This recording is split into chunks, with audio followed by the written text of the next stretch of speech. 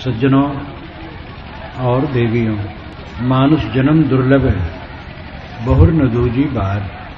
पक्का फल जो गिर पड़ा, बहुत न लागे डार। मनुष्य जन्म बहुत दुर्लभ है और यह हमें मिला है। जब ये शरीर छूट जाएगा तो इस शरीर में जीव फिर नहीं आएगा। जैसे पेड़ से फल गिरता है तब फिर पेड़ में नहीं लगता। जीव देह से निकलता है तो उस देह में नहीं आता है। ये देह गिरी, बस मानव खत्म हुआ। मानव जीवन कल्याण की भूमिका है। अन्य योनियों में तो केवल पेट भरा जाता है, प्रजनन होता है, बच्चों को हर जानवर संभाल लेता है। गाय, घोड़े, बैल, किसी भी योनि में देखें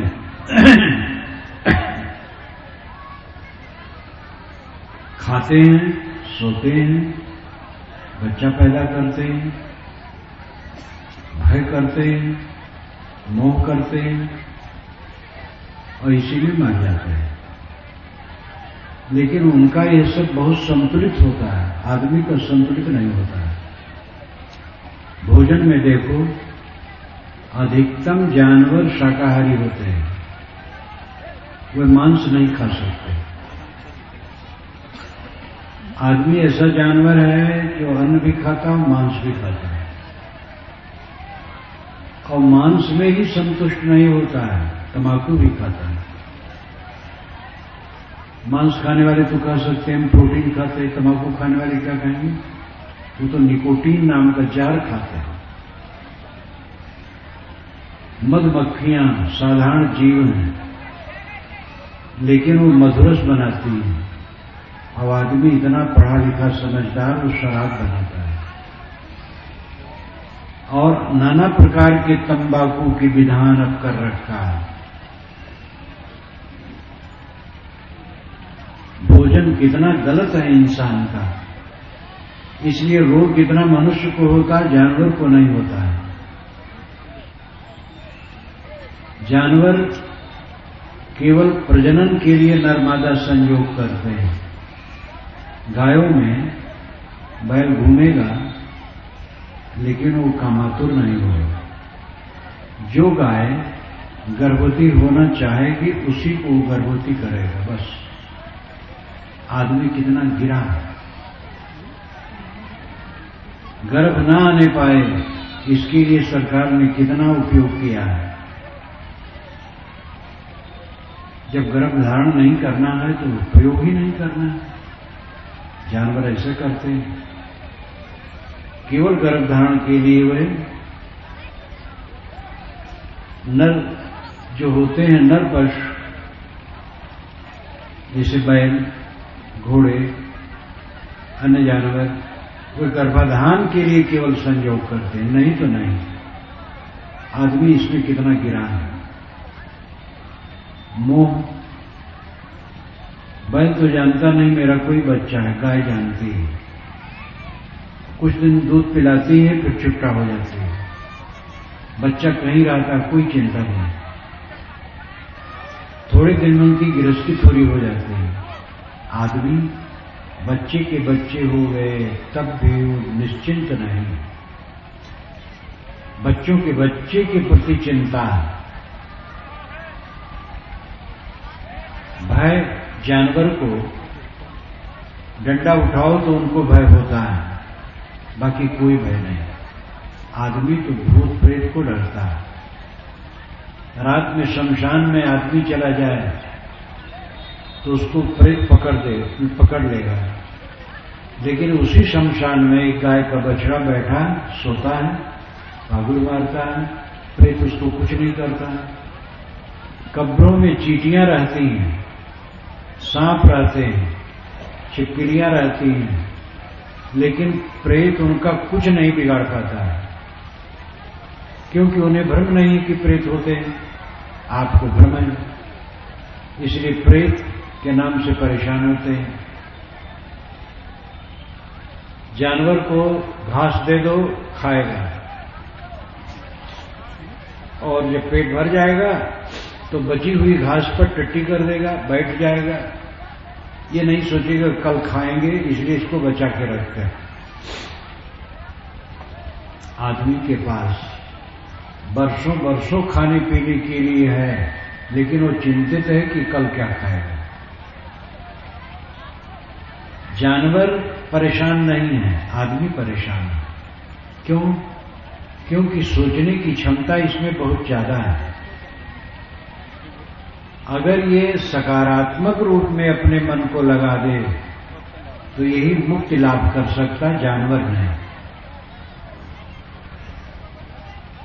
कुत्ते अधम प्राणी माने जाते हैं, लेकिन वो केवल कार्तिक में पागल होते हैं, काम वासनावश, बाकी समय संयत रहते हैं। आदमी 12 महीने पागल है। लेकिन आदमी अगर सुधार करे तो आजीवन ब्रह्मचर्य का पालन कर सकता है। कुत्ता कार्तिक में ब्रह्मचारी नहीं हो सकता। अन्य जानवर प्रकृति के नियमों से बंधे हैं, मनुष्य प्रकृति के नियमों से स्वतंत्र है। स्वतंत्र होने ही से कल्याण की भूमिका में है, और कल्याण की भूमिका में होने से कल्याण कर सकता है। जानवर कल्याण नहीं कर सकता, प्रकृति का उन पर प्रतिबंध है, वे ज्यादा सोच नहीं सकते। इसीलिए कहा जाता है मननात् मनुष्य है। मनन करने के कारण से प्राणी मनुष्य कहलाता है। मनन, विचार, विवेक, विचार प्रधान मनुष्य है, लेकिन वो विचार प्रधान न हो करके मनोविकार प्रधान है। क्रोध, काम, लोभ, मोह, द्वेष, ईर्ष्या, अहंकार, छल कपट, इन मानसिक विकारों का मनुष्य भंडार बना है, इसलिए रात दिन जलता रहता है। जानवर में विकार नहीं होते हैं, जानवर में स्वाभाविक होता है। कोई उनको परेशान किया तो सिंह से मार दिए। सांप जैसा जंतु भी जब अपने ऊपर खतरा देखता है तो किसी काटने दौड़ता है, नहीं तो नहीं काटता है। सिंह जो सबसे बलवान है, वो केवल पेट भरने के लिए किसी जानवर को मारेगा, बेकार नहीं मारेगा। उनमें जो कोई दुर्गुण दिखाई देता है उस स्वभाव से है, विकार से नहीं है। अब आदमी में मनोविकार है। मनुष्य का मन ज्यादा विकसित होने से मनोविकार बढ़ गया, और अगर ये सावधान होकर के साधना करे, सद्गुणों का भंडार हो जाए, आनंद कंद हो जाए। हमारी शक्ति जब विपरीत दिशा में लगती है तो विनाश होता है, सही दिशा में लगती है तो उत्थान होता है। हम और आपको सबको चाहिए अपनी शक्ति का सदुपयोग करें, कल्याण के मार्ग में इसको लगाएं। मानव जीवन कल्याण की भूमिका है, इसलिए इसको कल्याण में लगाना चाहिए। कमाएं, खाएं, जिए, लेकिन जी के जो करना चाहिए वो करें। लोग कमाते हैं, खाते हैं, जीते हैं, लेकिन जी करके क्या करना चाहिए इसका ख्याल नहीं है। कमाएं, खाएं, जिए, और जी करके कल्याण का काम करें। कल्याण का काम क्या है? कल्याण किसे कहते हैं? दुख रहित होना कल्याण की अवस्था है। निर्भय सुख, भय नहीं, चिंता नहीं, उद्वेग नहीं, पीड़ा नहीं, प्रशांत मन, शीतल मन, जीने मरने का डर भय कुछ नहीं, ये कल्याण अवस्था है। इस कल्याण अवस्था को प्राप्त करने के लिए आरंभ करो भक्ति से। अगर आपको भाषा का ज्ञान चाहिए तो पहले अध्यापक की शरण में जाना पड़ेगा। भाषा, व्याकरण, फिर गणित, रसायन, पदार्थ विज्ञान, मनोविज्ञान, अनेक प्रकार के विज्ञान सीखना है। तो उसके अध्यापक के पास जाना होगा, सीख करके उसका प्रयोग करना होगा। कल्याण का काम तब होगा जो कल्याण प्राप्त पुरुष हैं उनकी शरण, जिनको हम संत गुरु कहते हैं, उनकी शरण में जाने से ये बात समझ में आएगी, जो इसको जानते हैं और अपने ऊपर उसका प्रयोग करते हैं, जिन्होंने अपने जीवन को सुधारा है, जो कल्याण प्राप्त है या नहीं कल्याण प्राप्त पूरा है तो कल्याण मार्ग में चलते हैं, उनके द्वारा ये निर्देश और आदेश मिलेगा। इसलिए हर आदमी को किसी विवेकवान गुरु की शरण चाहिए और संतों का सहयोग चाहिए, भक्तों का सहयोग चाहिए। सत्संग जिसे कहते हैं, सत्संग का आधार। अगर आप खेती करते हैं ठीक से तो खेती से गुजर हो जाएगा, आपको व्यापार करने की आवश्यकता नहीं। व्यापार करते हैं और ठीक से व्यापार करते तो खेती की जरूरत नहीं है। अगर आप वकालत करते हैं तो डॉक्टर होने की जरूरत नहीं है, और डॉक्टरी करते हैं तो वकील बनने की आवश्यकता नहीं है। एक पेशा कोई होना चाहिए, उससे गुजर हो जाएगा। लेकिन डॉक्टर, वकील, व्यवसायी, किसान, नेता, वैज्ञानिक, संगीतकार, कलाकार, सभी वर्ग के मनुष्यों के लिए कल्याण का काम अनिवार्य है। किसान को डॉक्टर होने की जरूरत नहीं, डॉक्टर को किसान की जरूरत नहीं, वकील को प्रोफेसर होने की जरूरत नहीं, प्रोफेसर को वकील होने की जरूरत नहीं, लेकिन सबको जरूरी है कल्याण का काम। निर्भय सुख, अनंत सुख, परम शांत, सब जीव की भूख है। कोई किसी को नहीं चाहता है। ये कहते हैं पत्नी कहती मैं पति को चाहती हूं, पति कहता मैं पत्नी को चाहती हूं, लोग कहते हैं हम बच्चे को चाहते हैं। ये सब कुछ नहीं, ये सब दिखावा है।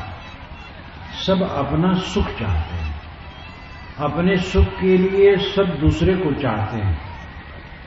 अपना सुख ही तो न हो तो कोई किसी को नहीं चाहता है। वो अपना सुख क्या है? आत्म सुख। आत्मा के लिए हम सबको चाहते हैं, अब आत्मा ही को नहीं पहचानते। इसलिए आत्मा को पहचाने। जीव के साथ कुछ रह नहीं जाता है। आप लोग सभी ध्यान दें, बचपन से आज तक जो कुछ आपको मिला वो कहां है? अपने शरीर की अवस्थाएं बदल गई, प्राणी मिले वो छूट गए, पदार्थ छूट गए, और जो जैसे रहे अब जो हैं भी वैसे नहीं है। जो मित्र था उदासीन हो गए, उदासीन था वो मित्र हो गया, बैरी मित्र हो गया, मित्र बैरी हो गया, चीजें बदल गई। सब कुछ निरंतर बदलता है, जीव के साथ में कुछ रहता नहीं। लेकिन प्राप्त प्राणी पदार्थों में मोह बैर करके आदमी अपने मन को नरक करता है। मोह बैर ये दोनों यमजाल हैं। मोह और बैर से अपने को बचाएं, आत्म कल्याण का काम करें, और इसके लिए गुरु संत भक्त का आधार लें। जो सज्जन भक्त गृहस्थी में होते हुए भी साधना मार्ग में हैं, उनकी संगत करो, संत की संगत करो, गुरु की संगत करो, गुरु की शरण में जाओ, समझो और अपने कल्याण का काम करो। कुछ बातें ऐसी होती हैं जो सीधे कल्याण की बात नहीं है, लेकिन उनको भी समझना होता है। जैसे कटहवा बांस होता है तो उसमें कांटे बहुत रहते हैं और शाखाएं निकल निकल करके चारों तरफ से फैली रहती है शाखाएं। कटावा बांस को नीचे से काट दो तो केवल नीचे काटने से वो नहीं निकलता है, ऊपर से नीचे तक उसकी छोटी छोटी शाखाएं जब काटी जाती हैं तब निकलता है। और सीधा बांस है वो तो काट वो नीचे निकल आए। बांस का अनुभव आप लोगों को ज्यादा है, क्योंकि बांस यहाँ ज्यादा पैदा किया जाता है और ज्यादा उपयोग होता है। ये हमारा मन कटा हुआ बांस है, ये अनेक चीजों में उलझा है, इसलिए सब तरफ से उसको अलग करने की आवश्यकता है। भूत प्रेत में उलझा है, जादू टोना में उलझा है, झाड़ फूक में उलझा है, ग्रह दशा लगन मुहूर्त में उलझा है, अनेक भावनाओं कल्पनाओं में उलझा है, और ये सब निरर्थक है। दोपहर में मैंने कहा था भूत प्रेत नाम का कोई जानवर नहीं है, अंग फड़कने से कोई हानि लाभ नहीं होता है, कोई देवी देवता आपको तकलीफ देने वाला सुख देने वाला नहीं है, कोई शैतान नहीं है। ये सब मान्यताएं केवल हैं और इन मान्यताओं में आदमी उलझा है। इन मान्यताओं को ठीक से समझो और इनसे ऊपर उठो। जड़ चेतन का निर्णय जब ठीक हो जाता है ये भ्रांतियां कट जाती हैं। जड़ चेतन का निर्णय नहीं होता है तो भ्रांतियां नहीं कटती हैं। प्रेत आया, वो घोड़ा बनकर के आया और बिल्ली बनकर के भाग गया। घोड़ा और बिल्ली बनने में समय लगता है। जब उसके नरमादा संयोग करते हैं तो मादा को गर्भ रहता है, महीनों के बाद बच्चा पैदा होता है, वर्षों में वो पूरा रूप लेता है। छू मंत्र से ऐसे झट से बिल्ली हो जाना, घोड़ा हो जाना, ऊंट हो जाना कैसे होगा? ये मानसिक भ्रम है। अनेक भ्रमों में आदमी उलझा। पानी कौन बरसाता है? ईश्वर बरसाता है। तो अति वर्षण और अवर्षण क्यों कर देता है? इसका कोई उत्तर नहीं। ये तो थोड़ा पढ़ा लिखा आदमी समझ सकता है कि पानी बरसने के जितने कारण हैं वो जड़ है। प्रकृति के नियमों से पानी बरसता है। कोई भगवान पानी नहीं बरसाता है। कोई जानदार दयालु भगवान पानी बरसाने वाला हो तो कायदे से बरसाएगा और जहां जितनी आवश्यकता उतना बरसाएगा। अवर्षण नहीं करेगा, अतिवर्षण नहीं करेगा। हवा चलती है, पूर्वी हवा, पश्चिमी हवा। हवा को कोई भगवान ढकेलता नहीं है। हवा प्रकृति के दाब से अपने आप चलती है। भूचाल आता है, भूचाल कोई लाता नहीं है, वो प्रकृति के अपने विकृत से भूचाल आ जाता है। जैसे मान लो जमीन के अंदर में पानी का स्रोत है, बड़ी बड़ी मोटी मोटी नदियां तक अंदर में बहती हैं और कहीं कहीं दहकती हुई आग का भंडार है जहां से ज्वालामुखी फूटता है।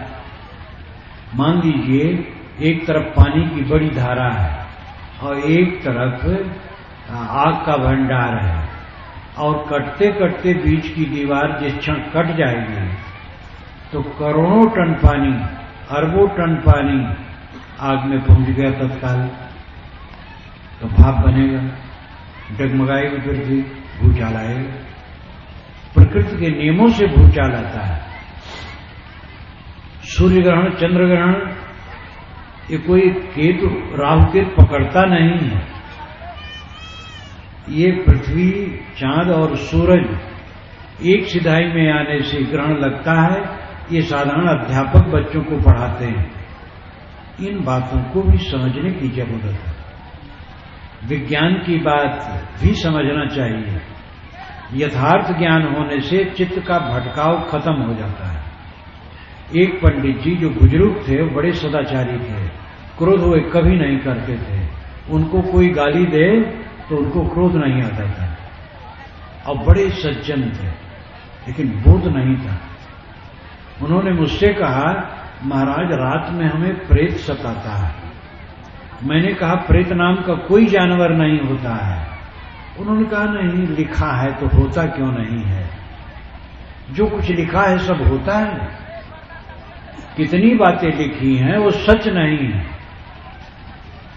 और लिखी बातें सच भी हैं। निर्छील विवेक आपको करना पड़ेगा। किताबों में कोई किताब की बात इसलिए न मान ली कि वो पुरानी है, या उसको मानने वाले बहुत लोग हैं, या बड़े पुरुष के द्वारा लिखी गई है, किंतु किताबों में बात क्या है, बात पर विचार करना चाहिए। और जो विज्ञान युक्त है, तर्क युक्त है, युक्ति युक्त है, वो मानना चाहिए। जो युक्त युक्त नहीं उसको कैसे माना जाए? वेदों में लिखा है कि हम 100 वर्ष जिए, चारों वेदों में 100 वर्ष जीने की कामना की गई है। कहीं कहीं 100 वर्ष से ऊपर भी लिखा है, शताब्दी, यानी 100 से ऊपर तक जिए।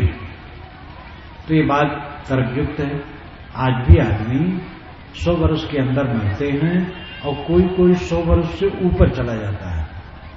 कबीर साहब स्वयं 119 वर्ष 7 महीने और 26 दिन रह करके शरीर छोड़े। जयपुर में एक मियाँ जी अभी 2 वर्ष पहले 138 वर्ष में शरीर छोड़े। तो कोई 100 से ऊपर भी चला जाता है, लेकिन कई 100 वर्ष, लाख करोड़ वर्ष कोई नहीं जीता है। पुराणों में लिखा है, अमुक आदमी तपस्या कर रहा था तो वो 1000 वर्ष तक केवल पत्ता खा करके रहा, 5000 वर्ष तक केवल पानी पी करके रहा।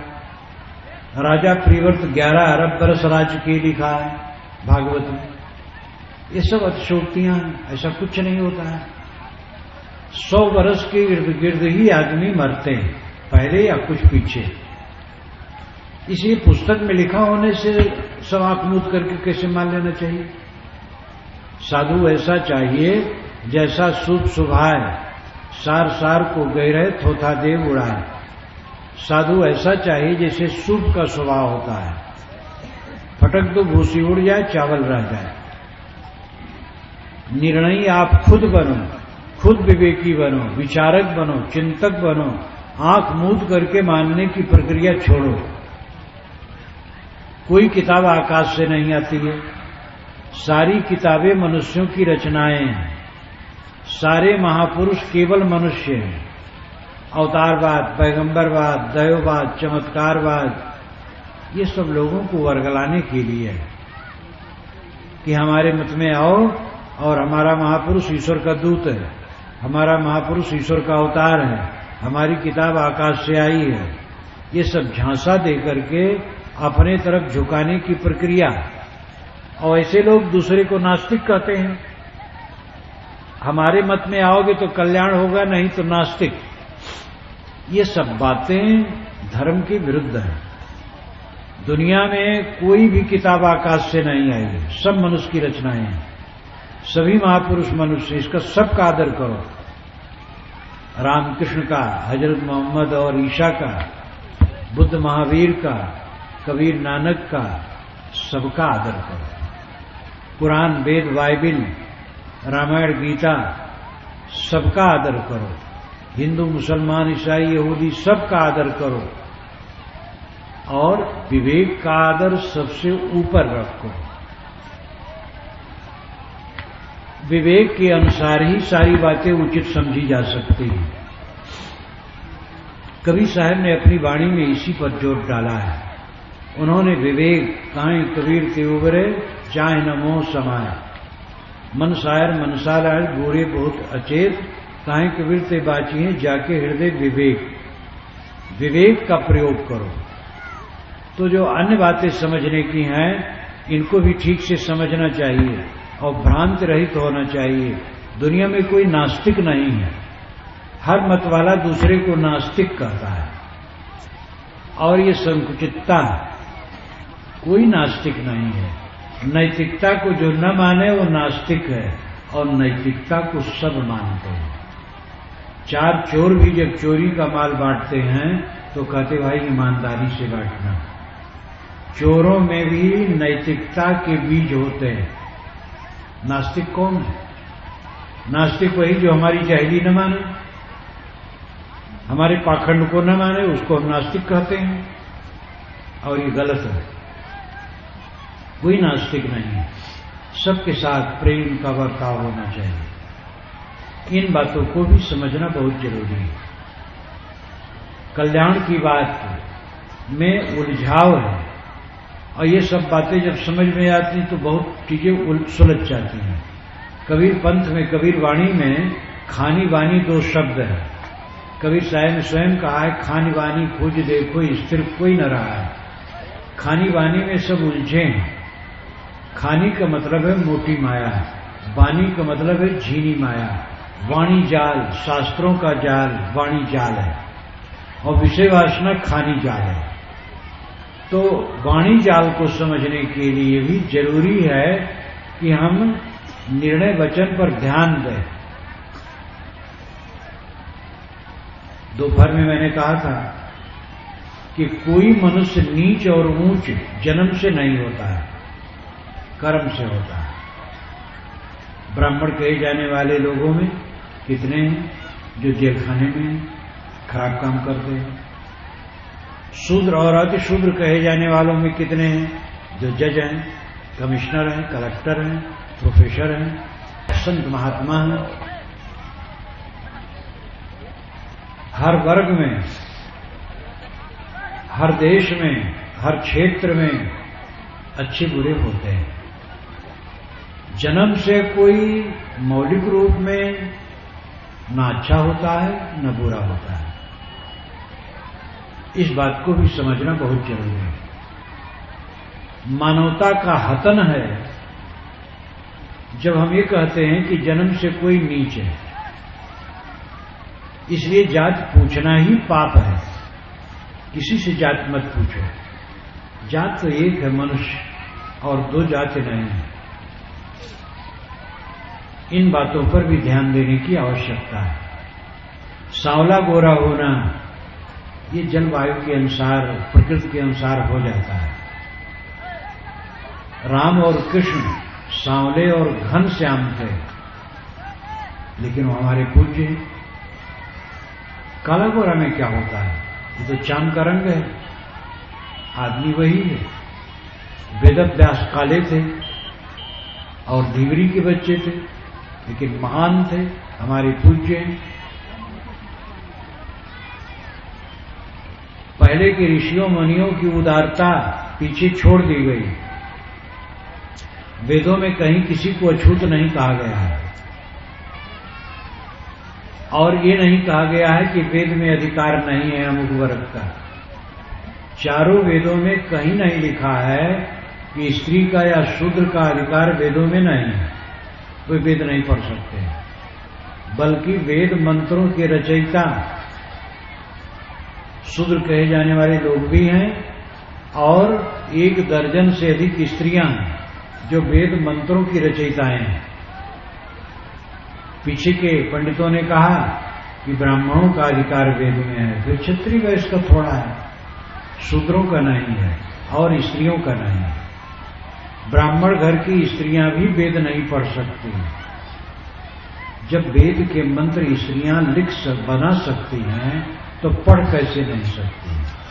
अपाला, घोषा, अनेक 1 दर्जन से अधिक स्त्रियां हैं। मेरी एक पुस्तक है वेद क्या कहते हैं, 700 पृष्ठों में, और चारों वेदों के समस्त विषयों को 121 संदर्भों में रखा गया है, और आपको बिल्कुल सरल समझने के लिए। मुझ पर इस पर एक स्मरण आ जाता है, जब मैं इसको लिख रहा था आज से 8-9 वर्ष पूर्व, तो एक मेरे मित्र ने कहा जो विद्वान थे कि आपकी सभी पुस्तकें खूब चलती हैं, लेकिन वेद जो आप लिख रहे हैं आपके जीवन में एक बार छप जाएगा बस, क्योंकि ये गूढ़ विषय है। परंतु उनसे मैंने कुछ नहीं कहा, मुस्कुरा दिया, क्योंकि मैं समझा इनको समझाऊं तो समझ नहीं पाएंगे। छपेगा तो अपने आप जानेंगे। छपा, और 8 वर्ष में 7 वर्ष में उसके 4 संस्करण हुए। अभी अभी 4था संस्करण होने के लिए गया है, और 1-2 सप्ताह में छप के आ जाएगा। और अत्यंत सरल आप समझ सकते हैं वेदों के विषय को। चारों वेदों में कहीं नहीं है कि स्त्री और शूद्र वेद के अधिकारी नहीं है। तो बीच में भ्रम बहुत डाला गया है। इन बातों को भी समझना बहुत जरूरी है। इन बातों को समझ करके आदमी हीन भावना और अहम भावना से अपने को मुक्त करे। एक वर्ग को ऐसा जमा दिया गया उसके चित्त में कि तुम जन्म से नीच हो, और एक वर्ग को बता गया है तुम चाहे जैसे भी खराब हो लेकिन जन्म से ऊंच हो। ये दोनों बातें गलत है। झूठा अहंकार लाद देना और झूठी हीन भावना से ग्रस्त कर देना बहुत बड़ा पाप है। तलवार से किसी का गला काटना पाप है, और किसी के मन में ये बैठा देना कि तुम जन्म से नीच हो, महापाप है। और ये पाप किया गया, धर्म के नाम पर किया गया, और हजारों वर्ष तक ये चलता रहा, और अच्छे अच्छे ज्ञानियों को भी ये बुरा नहीं लगा और उसका समर्थन करते रहे।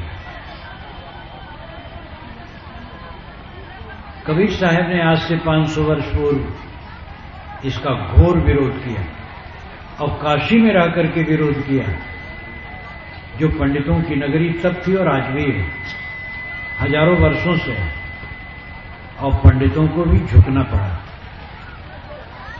और 500 वर्षों के बाद भारत आजाद होने बाद कबीर के विचारों के अनुसार कानून बन गया। कबीर का नाम लिया जाए ना लिया जाए कोई जरूरत नहीं। कबीर चाहे थे कि मानव मात्र का अधिकार सब दिशा में हो, कोई जाति और वर्ण की कल्पना के आधार पर बंटवारा न हो, और कोई किसी को अछूत न कहे न माने। उसका कानून बन गया जब से भारत आजाद हुआ। और किसी वर्ग का बच्चा ऊंची से ऊंची चढ़ सकता है पढ़ लिख करके, विद्वान होकर के,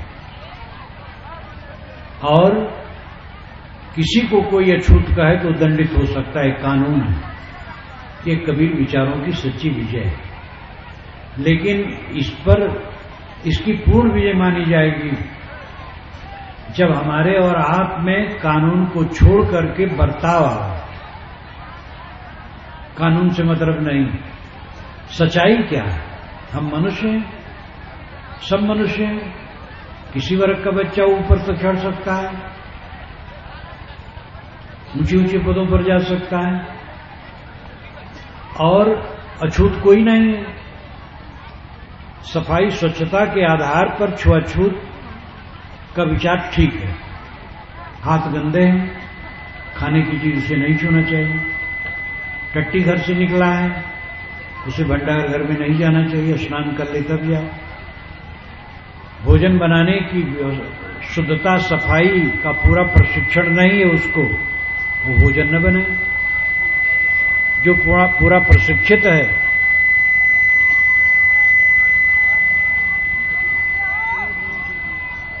और वो ठीक से शुद्धता से भोजन पका सकता हो, कोई भी बच्चा हो, ब्राह्मण कहे जाने वाले घर का बच्चा हो या मेहतर का बच्चा हो, भोजन बना सकता है। मेहतर कौन नहीं? सबके पेट में तो टट्टी है। और ब्राह्मण कौन नहीं है? सबके अंदर में ब्रह्म बैठा है।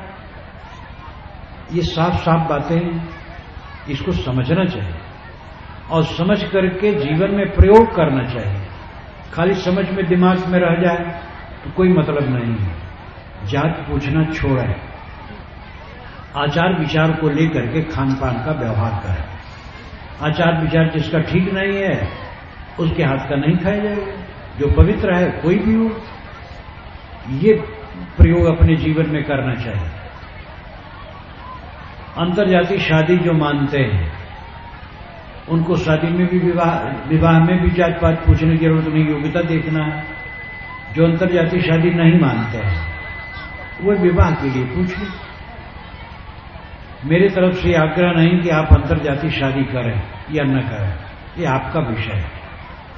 लेकिन अंतरजातीय शादी अगर आप नहीं करते हैं तो लड़के लड़की का जब विवाह करना हो तो जाति गोत्र पूछ लें।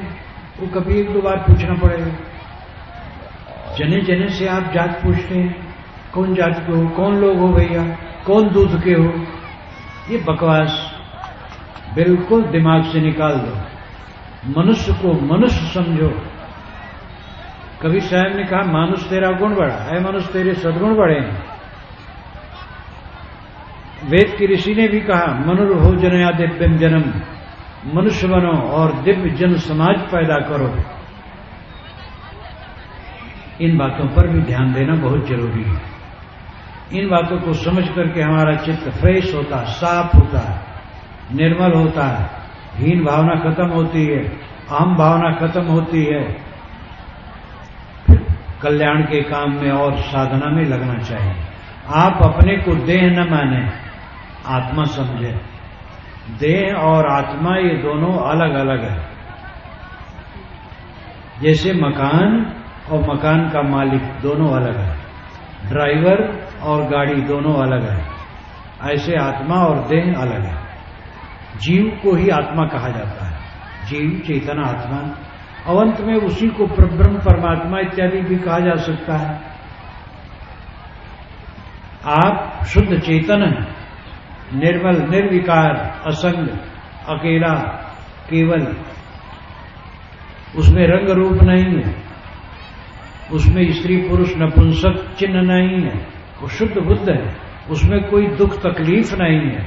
जो आपका अस्तित्व है, आपका होना है, वो दुख से बिल्कुल परे है। इसको न समझ करके, देह बुद्धि बना करके, मैं स्त्री हूं, मैं पुरुष हूं, मैं काला हूं, मैं गोरा हूं, मैं ब्राह्मण हूं, मैं शूद्र हूं, मैं हिंदू हूं, मैं मुसलमान हूं, मैं निर्बल हूं, मैं सबल हूं, मैं विद्वान हूं, अविद्वान हूं। दैहिक बुद्धि और अनेक कल्पनाओं को लेकर के आदमी दुखी। व्यवहार क्षेत्र में इतना ही चाहिए, भोजन मिल जाए, कपड़े मिल जाए, सोने की जगह मिल जाए, और ये सब को मिलते हैं। मेहनत करो, मेहनत में जो मिले संतोष रखो, आगे कल्याण का काम करना चाहिए। कमाते खाते और दुनिया का धंधा करते करते लोग मर जाते, कल्याण का काम नहीं करते। कल्याण का काम है विकारों से अपने को छुड़ाना। क्रोध, काम, लोभ, मोह, द्वेष, ईर्षा, छल, कपट, अहंकार, अभक्ष्य भोजन और अनेक दुराचार, इन सब से अपने को बचाना, कल्याण के रास्ते पर चलना। जो लड़की या लड़का जीवन भर ब्रह्मचर्य पालन करके रह सकें, उनको सुविधा देनी चाहिए। आपके घर में कोई लड़का या लड़की है और वो ब्रह्मचर्य पालन करके रहना चाहते हैं, तो आपको चाहिए कि उनको छूट दें और उनको सहयोग दें। धन्य हैं आप जो आपके पुत्र या पुत्री कोई ऐसा हो रहे हैं। पैर पकड़ करके पीछे न खींचे, तुम संभाल नहीं पाओगे, ऐसा हो जाएगा, वैसा हो जाएगा, ऐसा मत करो। उनको सहारा दो। नहीं संभाल पाएंगे तब शादी कर देना। तो जो लड़की और लड़के साधना करना चाहें, उनको आपको सहारा देना चाहिए, विपरीत उपदेश नहीं देना चाहिए। बाकी लोग समय आने पर विवाह करें, पढ़ लिख लें, कमाई करें, मजबूत हो जाएं, तब विवाह करें। आजकल विवाह सरल नहीं है। विवाह करके मर्यादा से रहें। पराई स्त्री से दूर रहना सबका कर्तव्य है। पराये पुरुषों से देवियां दूर रहें। आप लोग पैर बहुत पकड़ना चाहते हैं हम लोगों के, अवसर दो तो ये सब लोग टूट पड़े। पुरुष लोग ज्यादा बलवान होते हैं, जब मैं गाड़ी से उतरता हूं वहीं घेर लेना चाहते हैं। लेकिन देवियां आप लोगों से ज्यादा भक्तिमती हैं, ये तो मानने पड़ेगा कि देवियों में भक्ति भावना ज्यादा होती है। अगर ये साधुओं का पैर पकड़ें तो क्या अच्छा होगा? इसलिए पैर पकड़ने से कोई लाभ नहीं है। उपदेश सुनो और मानो। पैर पकड़ करके कोई कल्याण नहीं हो सकता। पहले बंदगी का सिस्टम पैर पकड़ करके था। पैर पकड़ें और पैर को मस्तक पर रगड़ें, सीने पर रगड़ें, बहुत बहुत कुल प्रपंच देखा सुना, लेकिन इसका मैंने विरोध किया। साध मार्ग में आया और गुरु जी की सेवा में रहता था। बिहार तो नहीं आता था, छत्तीसगढ़ जाता था।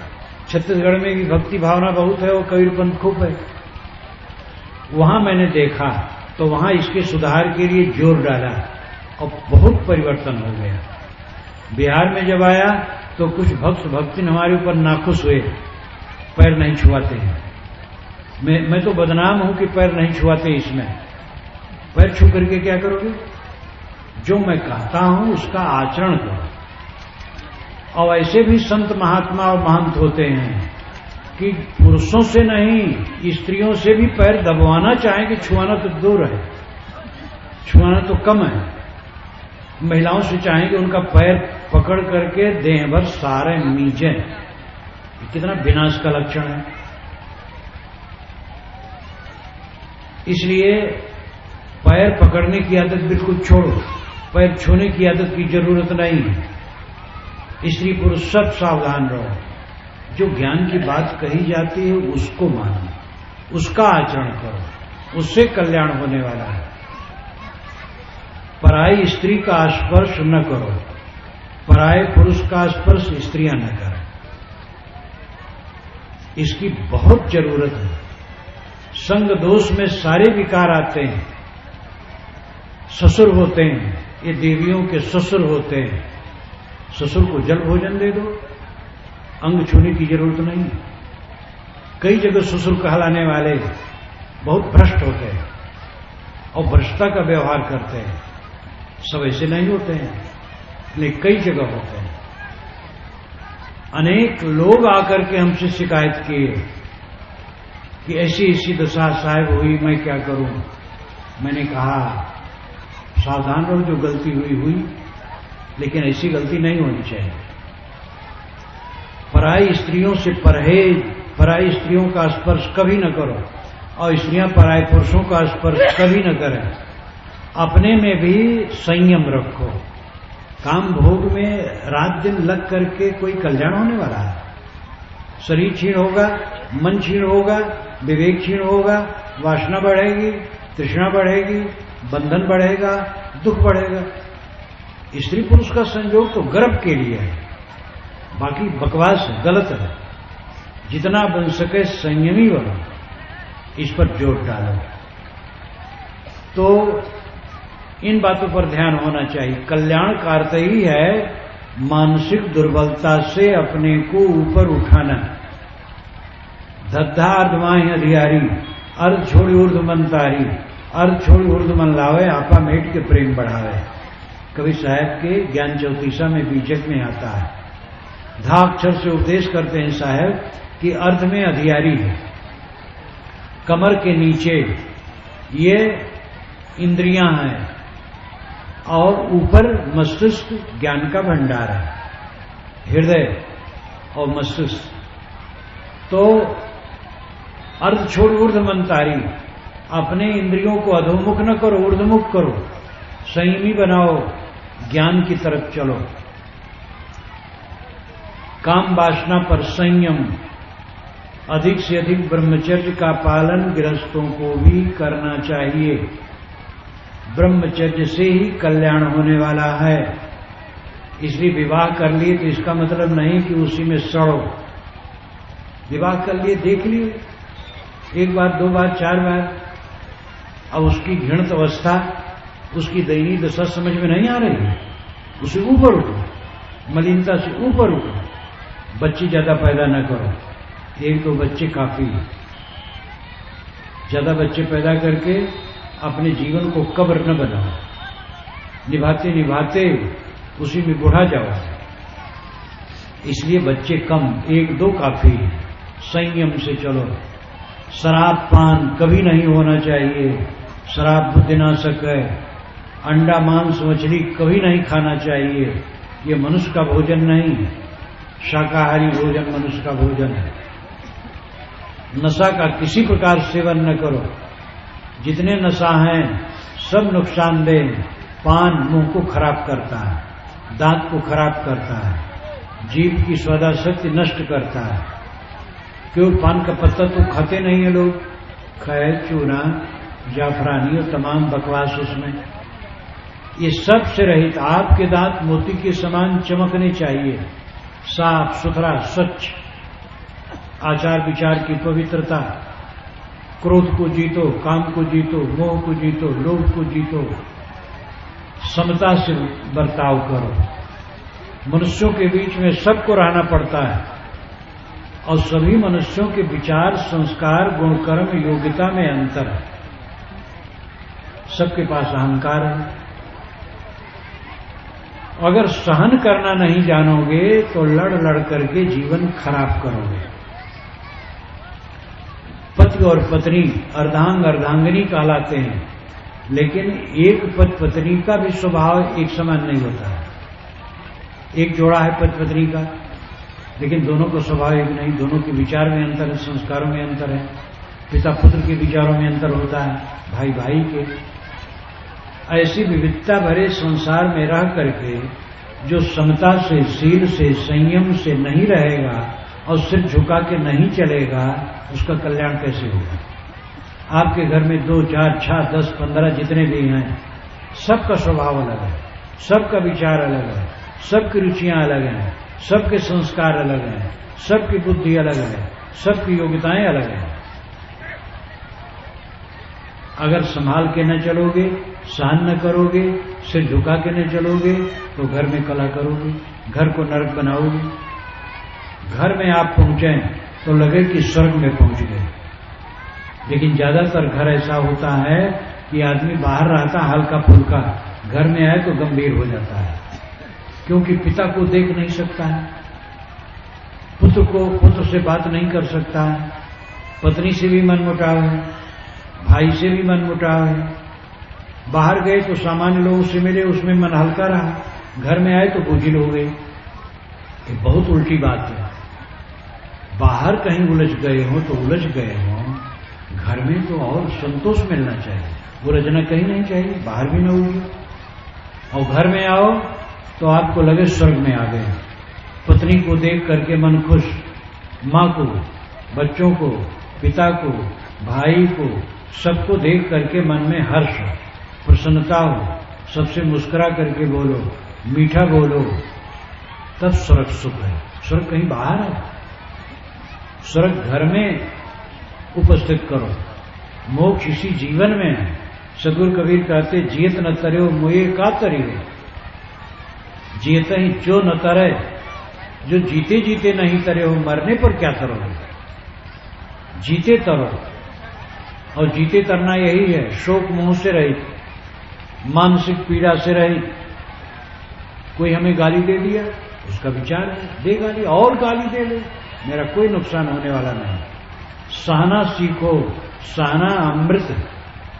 पत्नी का सह लो, पुत्र का सह लो, माता पिता को तो सहना ही है, बड़े भाई को सहना ही, छोटे भाई भी सह लो, गुरु को तो सहा ही जाता है, शिष्य का भी सह लो।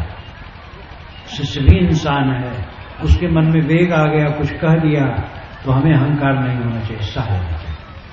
सहने वाला ऊपर उठता है, ऊपर उठने का मतलब सुखी रहता है, और ऊपर उठना कोई पेड़ पर चढ़ जाता है।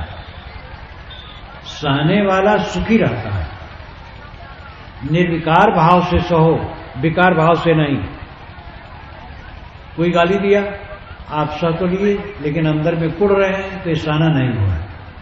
सहने का मतलब है कोई हमें गाली दे और अंदर से हम मुस्कुराए, तकलीफ हो ही ना, ये न लगे कि मैं सह रहा हूं।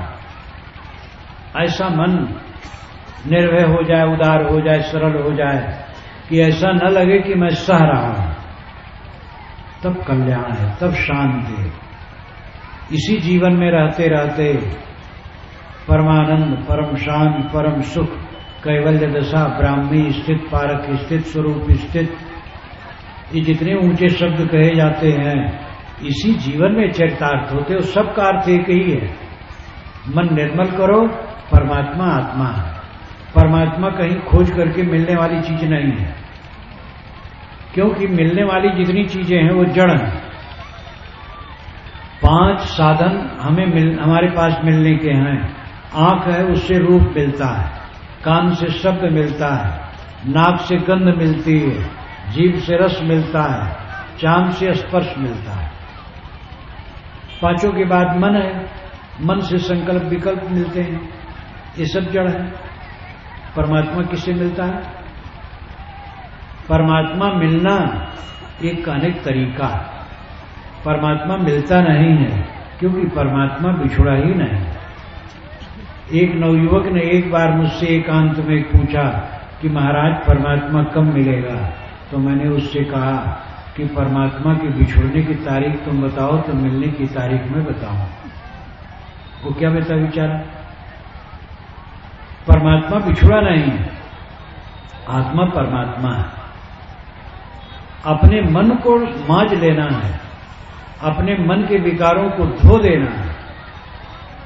जो हमारा कालुष्य है, हम दूसरे की नुक्ताचीनी करते हैं, दूसरे की बुराई करते हैं। दूसरे की बुराई करने वाला तो स्वयं नारकी है। जो अपने मन को देखेगा दूसरे की बुराई करेगा। आप अकेले में बैठ जाएं आधा घंटा और जो आपके ख्याल आए उसको कागज पर लिख लें तो कागज किसी को दिखा नहीं पाएंगे। पता नहीं क्या क्या खुराफात दिमाग में आ गई है। अब अगर मन निर्मल है, कभी मल नहीं आता है, तो ऐसा आदमी तो किसी की निंदा करता ही नहीं। जो दूसरे की निंदा करने कमर कसे हैं, वे नहीं समझते हैं हम अपने को गड्ढे में डालते हैं। किसी की निंदा करना छोड़ो, किसी की बुराई करना छोड़ो। कोई निंदा बुराई करे तो निर्विकार भाव से सहा। कल्याण पैसे से, जमीन और मकान से, विद्या से, पद प्रतिष्ठा से नहीं होता है, मन को मांझने से होता है। इसलिए बड़ा सरल काम है। विद्वान होने से मोक्ष होता है, तब तो फिर विद्वान बनना सबके लिए बहुत मुश्किल है। धन होने से होता है तो सब धनी भी नहीं हो सकते हैं। सबके पास मन है, उसी मन को मांझ लो, बस कल्याण है।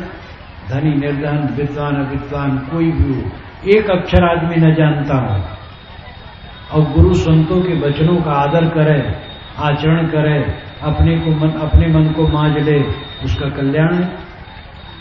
निर्भय, ऐसा निर्मल मन, जीने की इच्छा नहीं, मरने का भय नहीं। मिट्टी का लौंदा ये शरीर है, चल रहा है साथ में, कहीं टूट करके गिर जाए कोई परवाह नहीं। सब रेत के अलावा क्या है? मेरा शरीर मिट्टी है, आपका शरीर मिट्टी है, ये सामियाना मिट्टी है, लाउड स्पीकर मिट्टी है, पैरा बिछाया मिट्टी, सब मिट्टी तो है। बिस्तर बिछाए सब मिट्टी है। अंत में मिट्टी होकर के सब रहेगा। इसमें भय क्या? अभी एक महिला ने जाकर के हमसे कहा, दर्द भरी बात, 19 वर्ष का उसका होनहार लड़का जो पढ़ता और पढ़ाता था मिनटों में मर गया। मैंने कहा देवी तुम दुखी न हो, जितना दुखी होगी तुम्हारी शक्ति घटेगी, तुम स्वयं दुखी होगी और परिवार की सेवा नहीं कर सकोगी। जो मर गया उसको लौटाया नहीं जा सकता है। चित्त से उसको हटा दो और अपने ही की याद करो कि हमारा शरीर ही मरने वाला है। इसलिए मन में वैराग लाओ और जो है उनकी सेवा करो। ये भ्रम होता है कि कोई हमारे लिए कर दिया। उसने बताया कि लड़का पढ़ा और पढ़ा करके आया, ट्यूशन भी पढ़ाता था, 19 वर्ष का होनहार लड़का, खाया पिया और बस मिनटों में उसको क्या हुआ, मुख से खून आया, देह हट गई और मर गया। ऐसा होता है। मेरे पास रहने वाला एक ब्रह्मचारी 22 वर्ष का सुंदर जवान और बड़ा होनहार सत्संग में इलाहाबाद में बैठा, 10 वर्ष हो गए। इलाहाबाद में बैठा और सत्संग सुन करके आया और बिस्तर पर लेटा, हाथ पैर अकड़ने लगा। हॉस्पिटल भेजा गया। इलाहाबाद में तो बड़ा हॉस्पिटल है, स्वरूपरानी हॉस्पिटल। 3 घंटे में उसका शरीर छूट गया। कोई समझ ही नहीं पाया क्या हुआ। ये काल ग्रसित, सारा संसार काल ग्रसित है। जिसमें हम रात दिन बर्ताव व्यवहार करते हैं वो काल क्षेत्र है। काल क्षेत्र का मतलब है जो समय से सब कुछ बदलता है, सब काल कवलित है। इसलिए ज्ञान की जरूरत है और ज्ञान के अभ्यास की जरूरत है। हम तो मोहबत जो मिलता है उसे चिपक जाते हैं। इसलिए जब वियोग होता है तो पीड़ित होते हैं। संत यही बताते हैं, पहले से मोह माया घटाओ, आसक्ति घटाओ, सत्संग भक्ति में सेवा में लगो, समझो विचारो, चिंतन मनन ध्यान करो, अपने मन को दुनिया के विकारों से हटाओ। जीव किसी का नहीं है और जीव का कोई नहीं, ये बात गूढ़ नहीं। अचानक सारे प्रेमियों को छोड़ करके बड़े बड़े लोग चले जाते हैं। प्रिय पत्नी को छोड़ करके पति और प्रिय पति को छोड़ करके पत्नी चली जाती है, कोई किसी के साथ नहीं रहता है। इतना खुलासा हम जानते हैं लेकिन ध्यान नहीं देते हैं। यही हमारा प्रमाद है, यही हमारा अज्ञान है। अन्य भूतानि गच्छन्ति यमालयम शेषास्थावर में चंद किमाश्चर्यमता पर। रोज रोज प्राणी हम लोग को जाते हैं, लेकिन जो जीवित हैं वे चाहते हम यहीं रहें। इससे बड़ा अज्ञान और क्या होगा, इससे बड़ा आश्चर्य और क्या होगा। इन बातों पर ध्यान दें। ये सब बातें कैसे दिमाग में रहेंगी। रोज सत्संग मिलना दुर्लभ है। सदग्रंथ आप रखें, ज्ञान की पुस्तकें रखें और उसको पढ़ें, रोज पढ़ें, अधिक से अधिक पढ़ें और जो उसमें विचार मिलें उसके अनुसार अपने चित्त को मांझें, अपनी त्रुटियों को घटाएं, सद्गुणों को बढ़ाएं। दुर्गुण घटते घटते सद्गुण बढ़ते बढ़ते जीवन आनंदमय हो जाएगा। लेकिन अहंकार कामना में पड़ करके हम खुराफाती हो जाते हैं।